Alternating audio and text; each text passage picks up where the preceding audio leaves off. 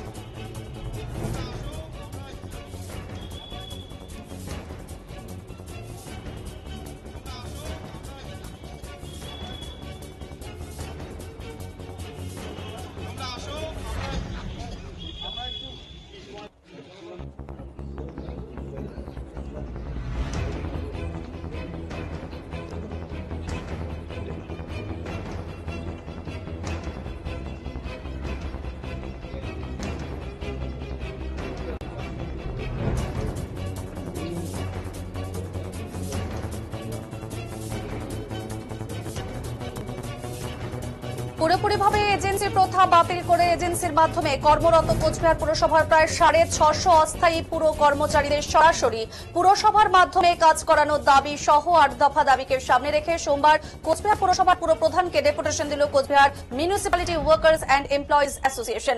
এই পুরসভার board meeting এর আগে এদিন পুরপ্রধানের হাতে এই ডেপুটেশন তুলে দেন সংগঠনের নেতৃত্বরা। সংগঠনের নেতা সমীর ঘোষ জানিয়েছেন তাদের পেশ করা ডেপুটেশনের দাবিগুলির অধিকাংশের সাথে সহমত পোষণ করেছেন পুরপ্রধান এবং এই দাবিগুলি পূরণের যথাযথ উদ্যোগ গ্রহণ করবেন তিনি বলে তাদেরকে আশ্বস্ত করেছেন। তবে এজেন্সি প্রথা বাতিলের বিষয়টি নিয়ে সঠিক কোনো দিশা দেখাতে পারেননি তিনি। এই এজেন্সি কথা বাতিল না হলে পেন ডাউন কর্মসূচি থেকে শুরু করে কলকাতায় গিয়েও আন্দোলনে শামিল হবেন তারা কিন্তু জানিয়েছেন। এ প্রসঙ্গে কোচবিহার পুরসভার প্রধান রবীন্দ্রনাথ ঘোষ জানিয়েছেন এই এজেন্সি প্রথা প্রায় 25 বছর ধরে চলে আসছে। সরকারি নিয়ম অনুযায়ী পুরসভা সরকারি ভাবে কোন শ্রমিক নিয়োগের একটি আর নেই, শ্রমিক নিতে হলে এজেন্সির মাধ্যমেই নিতে হবে। তিনি জানিয়েছেন 2017 সালে রাজ্য সরকার রাজ্যের সবকটি পুরসভার কাছে তাদের অস্থায়ী কর্মীদের তালিকা চেয়ে পাঠিয়েছিল। রাজ্যের প্রায় সমস্ত পুরসভা এই তালিকা রাজ্য সরকারের কাছে পৌঁছে দিলেও দার্জিলিং পুরসভা এবং কোচবিহার পুরসভা এই তালিকা পাঠায়নি। এই কারণে কিছুটা সমস্যা হচ্ছে বলেও এদিন পুরপতি জানিয়েছেন।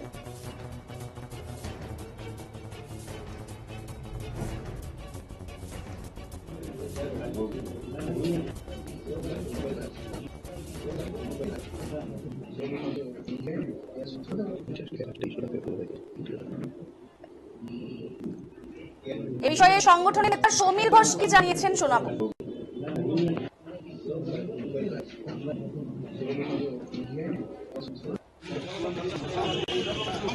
মিউনিসিপ্যালিটি ওয়ার্কস অ্যান্ড এমপ্লয়িজ অ্যাসোসিয়েশনের তরফ থেকে কিন্তু একেবারে সোচ্চার হয়েছে তারা যে একেবারে এজেন্সি প্রথা যেটা রয়েছে সেই এজেন্সি প্রথা বাতিলের দাবিতেই কিন্তু সোচ্চার হয়েছেন অ্যাসোসিয়েশনের তরফ থেকে এবং সংগঠনের নেতা সমীর ঘোষ জানিয়েছেন তাদের পেশ করা যে ডেপুটেশন রয়েছে সেই ডেপুটেশনে যে দাবিগুলো রয়েছে সেই দাবিগুলো নিয়েই কিন্তু তারা এসেছে পুরপ্রধানের কাছে এবং এই দাবিগুলি পূরণের যথাযথ উদ্যোগ গ্রহণ করবেন পুরপতি আশ্বস্ত করেছেন। তবে এজেন্সি প্রথা বাতিলের বিষয়টি নিয়ে সঠিক কোনো দিশা দেখাতে পারেননি পুরপতি। এজেন্সি প্রথা বাতিল না হলে পেন ডাউন কর্মসূচি থেকে শুরু করে কলকাতায় গিয়েও আন্দোলনে শামিল হবেন বলে কিন্তু এদিন জানানো হয়েছে মিউনিসিপ্যালিটি ওয়ার্কস অ্যান্ড এমপ্লয়িজ ইউনিয়নের তরফ থেকে।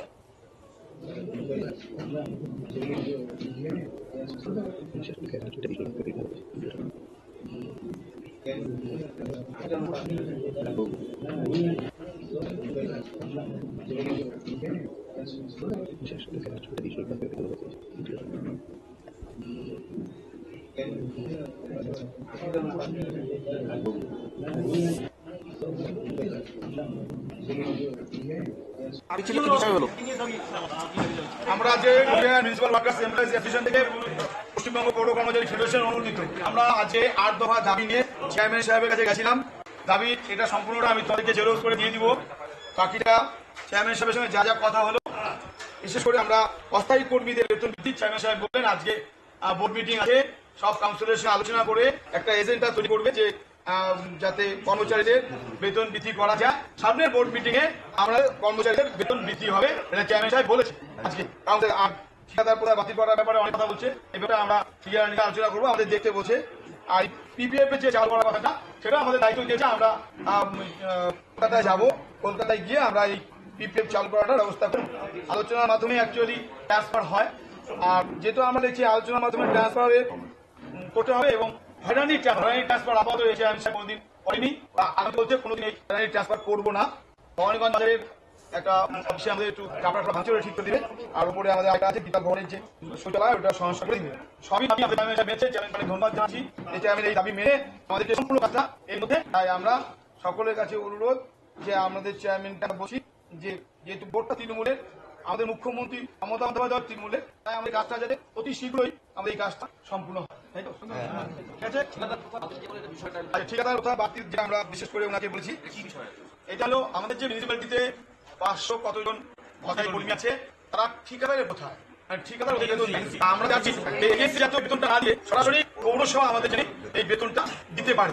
আর দেওয়ার জন্য বিশেষভাবে যদি না দেওয়া হয় তাহলে বৃহত্তর আন্দোলনে যাবো, প্রয়োজন পড়লে কলকাতায় গিয়ে হবে যাতে পৌরসভায় আওতায় আসলো, আমাদের আর এজেন্সির মাধ্যমে থাকতে হলো না। আরো এটা এজেন্সি তো অ্যাকচুয়ালি যেটা বলতে হবে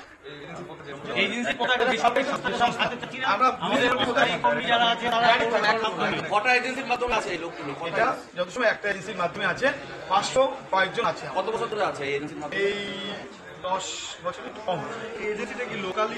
হ্যাঁ লোকালি কোন এক ঠিকাদার আছে, ঠিকাদারের নামটা আমরা জানতে ছিলাম, আমি সাহেব বললো আমি নাম জেনে তোমাদের 10 বছর ধরে উনি চালাচ্ছে। হ্যাঁ উনি না হয় চেঞ্জ হচ্ছে হয়তো, কিন্তু আমরা ঠিকাদারের নামটা জানি না, নাম জানি আমরা জানি।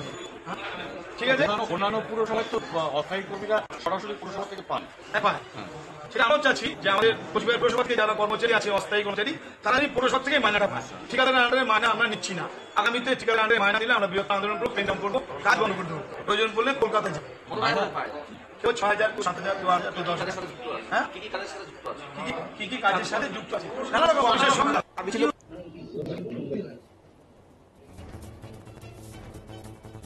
এ বিষয়ে কি জানিয়েছেন প্রপতি শুনবো।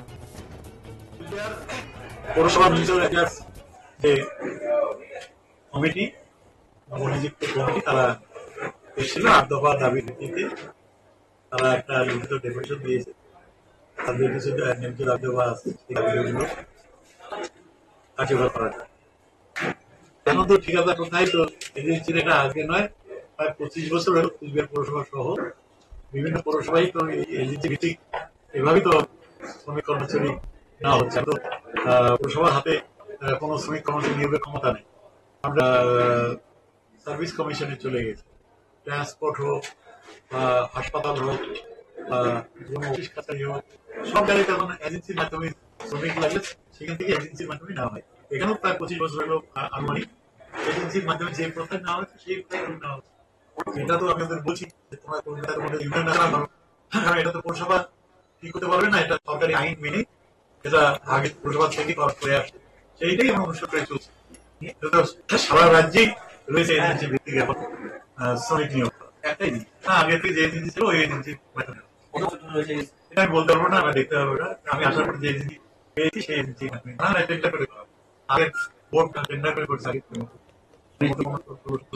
পৌরসভাই নয়, 2017 সালে গভর্নমেন্ট একটা অপশন দিয়েছে যে যে পৌরসভার অস্থায়ী কর্মী আছে তাদের একটা তালিকা লিস্ট করা যায়। রাজ্যের 124টা পৌরসভা সেই তালিকা সাবমিট করেছিল, কিন্তু 2টো পৌরসভা সাবমিট করেনি, একটা কুচবিহার পৌরসভা, একটা দার্জিলিং পৌরসভা। সুতরাং যারা যারা সাবমিট করেছিল তাদের হয়তো কোনো একটা কিছু হয়েছে ব্যবস্থা।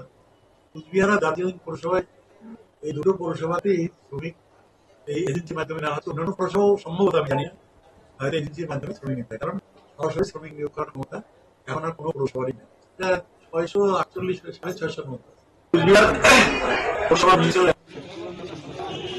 তোমরা আসো, আমরা